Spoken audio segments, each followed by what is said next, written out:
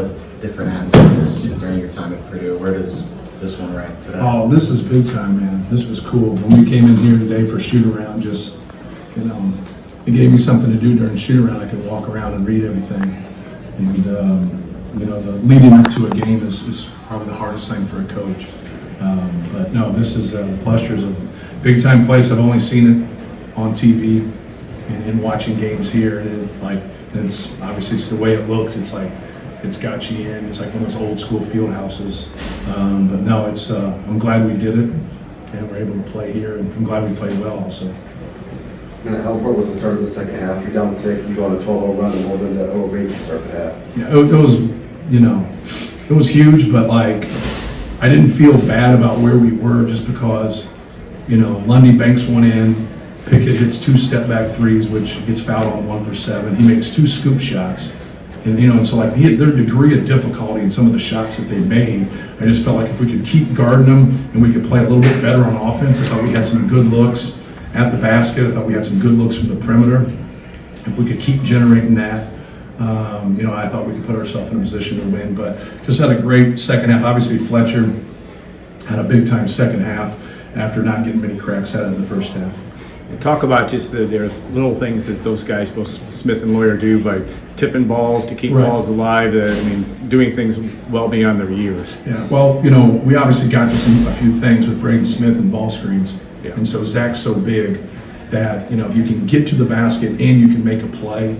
I thought Braden's ability to make his pull-ups in the first half kind of really helped things because he was driving, trying to get a layup. He was making his pull-up, and then he was also getting that pass. So we weren't just getting one thing out of our ball screen action with Braden. We were getting a lot of things.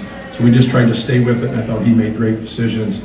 And then Fletch, back-to-back games, has really played well in the second half. He played poorly at Ohio State. I don't think he played poorly in the first half here. He just didn't get a lot of opportunities. And he really stepped up. He made a tough shot to start the half, and it just kind of snowballed from there. Zach had 30 points, obviously only 2 free throws. How did his team do getting him the ball today? Well, I know they did great. I was really stressed to our guys about being fundamentally sound in post feeds. It comes off kind of corny, but against Ohio State in the first half, we just rushed things and we were careless with our passes. And anytime you're skilled as a shooter, you should be able to make pretty simple post feeds. But it's a little bit of a lost art because people don't play through the post as much as they do ball screen motion. But I thought our guys did a really good job of just being aware sometimes. When people pressure you, sometimes you lose sight of what's behind your man. And you just got to kind of survey the land and still be able to see things. And I thought our guys did a good job with their voices. When they're open in the post, when they're behind things in ball screen D, because a lot of times people will overdo Zach's dives. And then with that, you get those passes out or the passes behind. Matt, 3 Big Ten games this week, and by and large, you played pretty well defensively in all 3 of them for the most part. Is this starting to become, what you expected defensively from this team? Yeah, just, trying to be on the same page and not have breakdowns, more than anything. Is like no surprises. When guys, if you're supposed to get under something, get under something. If you're supposed to be 3/4 in the post, be 3/4 in the post. And anytime it's not as much as what, you're asking them to do. You're not going to ask them to do things that you don't think are going to help your team, but that's how you break. And that's how you fragment as a team when guys just kind of do their own stuff. Our guys have done a really good job with their discipline of just doing their job. What's the main thing you take away from this game going into your next one? Just we showed some resiliency, being in a hostile environment. You can say it's a neutral court. I don't think that's a neutral court. You got 95% easily Penn State fans. The one thing about being on the road is it gets hard, right? It gets loud. But learning to play well and give yourself more of a chance. When you play well, you help your cause and you take them out of it. Not totally, but they're going to cheer for good things. So just continue to do good things. Continue to understand when it gets loud, you need to dribble less and pass more. And that's always my emphasis on offense. Is just don't let the ball stick. Don't let them build into that. Keep moving the defense. Keep staying together on the defensive end. Do you see any future games here at the Palestra for Purdue? Sure. There's no question we play here. We're always looking for neutral sites, and now that we don't have something consistency in Indianapolis, we're trying to play in Indianapolis every year. We lost our ACC Big Ten Challenge, so obviously the Big East with the Gavitt games. You know, we'll go to 16 teams next year. They just have 10. So even if it continues and, you know, 10 teams are going to play in our league and 6 aren't, so you're not every year going to play. So it leaves more opportunities to play. I think anytime you can go into kind of, you know, some hornet's nest and play people on neutral courts, that's what's going to happen in the NCAA tournament. You're not playing home games, you're not playing road games. So anytime you can give yourself that kind of experience at the PK 85 and Maui, or one games like this. I know this isn't exempt or a one game, it's actually a conference game, which is a little different, but it serves a purpose, right? When you play in the Palestra, you play in Madison Square Garden, and you're on the Eastern Seaboard, it makes sense. Micah is someone that you obviously know very well. How have you kind of seen this team come along in year 2 under Micah? Oh, he's been fabulous. You know, he's done a great job. You know, he's got some good young guys. He's got some good fifth-year guys. He had good returners. You know, his best recruiting job was probably getting a couple of those guys to stay 2 years ago. So like now in year 2, you got people that understand what you're saying and what you're doing. Their skill level, I thought our defense did a good job tonight. They missed a couple when they were open, but I thought we did a good job of contesting. And that's what you have to do. You got to make it hard on them. And then when you stay with shooters, that gives so much space to pick it. You know, he's been the best guard in our league.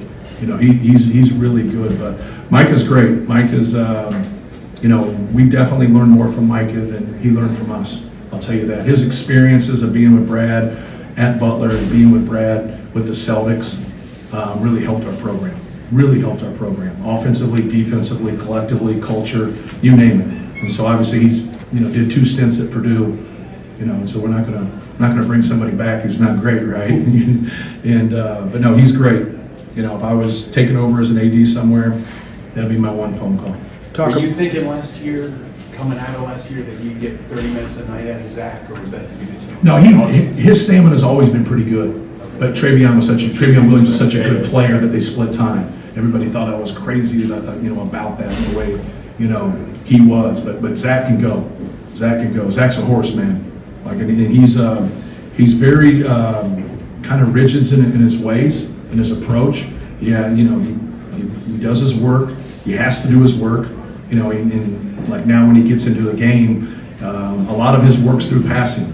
You know, he's really learned to be patient, and he's been able to take on pretty good doubles and make good passes. I know he had 3 turnovers tonight, but I thought a couple of them were, you know, one of those things that could go either way. You know, he's great. He's a hard-working guy. He doesn't have anything to him. Like a lot of kids, like, are great when they're 13, 14 years old. By the time they're 20, they got so much to them, and you feel bad for them. You know, some of the pressure that comes, like, hey, you're ranked 17th when you're 14 years old, and you're a 5-star, and you're this and that. He didn't have any of that. He just comes and gets better and works, and it's good that he's 7'4", 290 too. Yeah, Ethan and Brandon both I thought were interesting. Neither of them scored.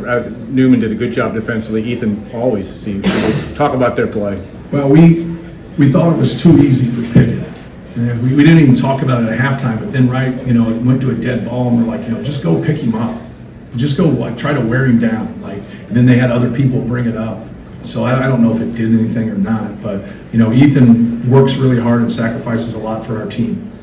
And, you know, Brandon came in and subbed in for him and really worked hard and got after him. And, you know, that's what you need. You need guys. We got to something today. It limited David's minutes because Braden was doing so well in the pick and roll. And we wanted to keep that, you know, that pressure on him because we know we just couldn't throw the ball to Zach every single time through the post. You had to give him some lobs and do some different things. But, you know, I thought we had pretty good defense the whole night, but it was definitely started by Ethan. And think about how good Pickett is. We're sitting there talking about these 2 guys and how great a job they did defensively, and he had 26 points. Yeah. You know, I think that shows you how good Pickett is as a player. He's got a bright future. Thank you, guys. Thank you.